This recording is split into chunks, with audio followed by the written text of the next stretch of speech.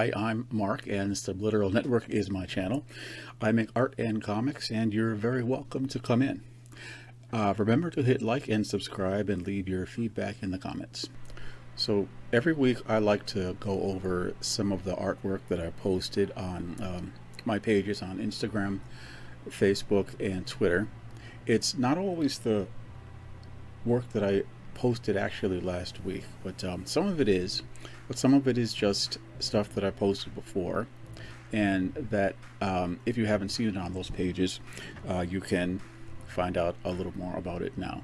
Years ago, when we were in school, they used to give you those craft paper covers for your books. I don't know if they still do that or not. The book covers, and when you're sitting there in class and supposed to be paying attention, you would take your pen and just draw on them. And some of us would draw more than others on our book covers, and I was one of them. And years go by, and you start using like real art materials, like they teach you in school. But I started using ballpoint just for fun on scrap paper some time ago, and I kind of went back to it because I was just at work and I had a pen and I had paper hanging around. And after a while, it dawned on me that you could probably kind of do halfway decent art with a ballpoint if you got a nice pen, some nice paper, and sat down and did like some really nice drawing on it. So this was one that I did when I was reading Neuromancer by William Gibson, a cyberpunk author. And it's not a particular character, it's just sort of a bunch of elements that I thought were present in the book. Just kind of a cyborg girl in super high, ultra futurist fashion, holding on to some kind of device, which looks just like a flip phone, which would, in cyberpunk stories, I mean, a flip phone would be a hopeless antique, but I just did it anyway, and you can't erase with ballpoint pen, which is kind of fun.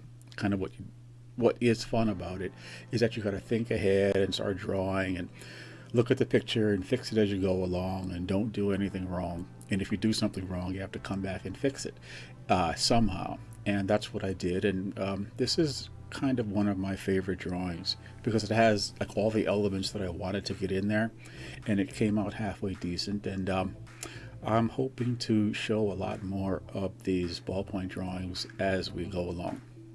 This is a pencil drawing of Peg Pete from the Goof Troop cartoon, which they used to show back in the 90s on the Disney Afternoon, which was a block of cartoons that they used to show on ABC in the afternoon. And there were a bunch of cartoons there, and a lot of them were all very good and still have a lot of fans today. Peg Pete was back in the days when they were not afraid to draw a woman in the cartoons who actually looked like a woman. And over time, Peg Pete just sort of became a favorite among animation fans, and people have drawn all sorts of pictures of her, and some which of course you can't show on YouTube. I haven't done too much of that, but I love the shape of Peg in the cartoons. I mean, she's just fantastic. This was her real estate outfit. She became a real estate agent, and usually she just wore like a pair of capri pants and this loose pink top, and she looked fantastic in that suit. And she was only a real estate agent, I think, for one episode. And of course, she wasn't going to wear it all the time. But when you have a well-designed character, you can kind of dress them any way you want, and they just still look great. So at some point, I guess I'll show. I inked it up and I colored it, and I'll show it here someday. But I like to take a look at a nice pencil drawing once in a while. I mean, I like to see that, and I think when I post stuff, people like to see it as well. There's sort of a certain energy and spontaneity in a pencil drawing that is unique, and that's just ink adds another layer, and it can have its own appeal. But a pencil drawing really has something special, and I like to show them as often as I have a nice one. Okay, this is a Space Girl drawing I did on a a brown paper called Toned Tan, which is of better quality than the craft paper I used to draw on. You can buy craft paper in the art store, and it's just basically a pad of the same kind of paper that a paper bag is made of at the grocery store. But it takes ink unevenly. It's not really a great art paper. But Tone Tan is a pretty good paper. It takes ink much better. It's the same color, and it has the same effect as if you're using craft paper. So I switched to that some time ago. And the one of the great things about craft paper is that you can take a white crayon, or what they call either a China marker, which is meant to mark on actually dishware, or a Conti crayon, a white Conti crayon, which is a more expensive art supply, and you can get these white highlights going on it, which is it's a different kind of drawing. It makes a really nice picture, and I like doing it. It's very easy to overdo, and sometimes you see people overdo it. The trick is to keep your white areas as highlights as much as you can, and maybe a little reflected light. If you start filling up big areas, you lose the snap and the really kind of interesting effects that you can get by keeping your lights in your light, your halftones in your halftones, and only going that far, and then you can kind of get a nice effect. So when you don't screw it up, you get a really nice looking picture. And this is one that I liked a lot, and that I actually think I did actually post this last week.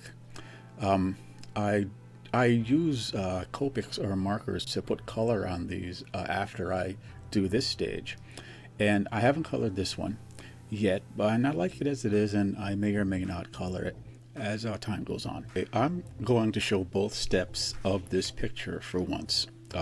This is an ink drawing of my character Una the Cave Bunny, whose comics you can read for free at radiocomics.com. And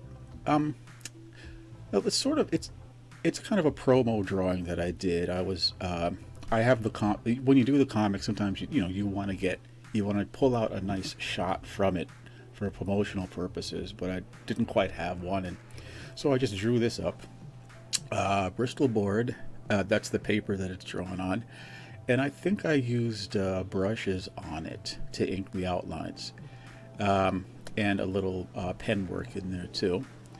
But now I'm gonna show you the color version next. Okay, this is that black and white Una drawing painted up in Photoshop with my Wacom Intuos 3 tablet at the time. I've gotten a new one since then, but I never got one of those giant fancy Wacoms because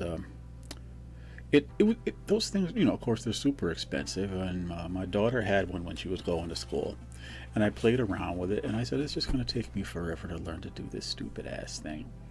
So I never used it, and I kind of like the Wacom tablet. I'm used to it. I can paint on it, and I like the results I get.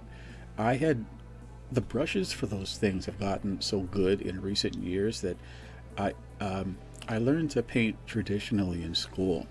So once the brushes and their responsiveness got really good, I just kind of got right into it. So you can see in the background, I really kind of had fun painting the sky. I got some nice colors back there, and I kind of really like how that came out. So when I paint one of these things, I will usually just do the background separately and save a version without the background, so I have the character painted without a background. And I've used it for lots of things. I've made avatars and icons out of it, and I've used it in sort of different promotional pieces I've done for my webcomic. And it was a piece that really, I ended up using it for exactly what I got a lot of use out of it, in other words. And so I feel like it was successful in that regard. It came out nice.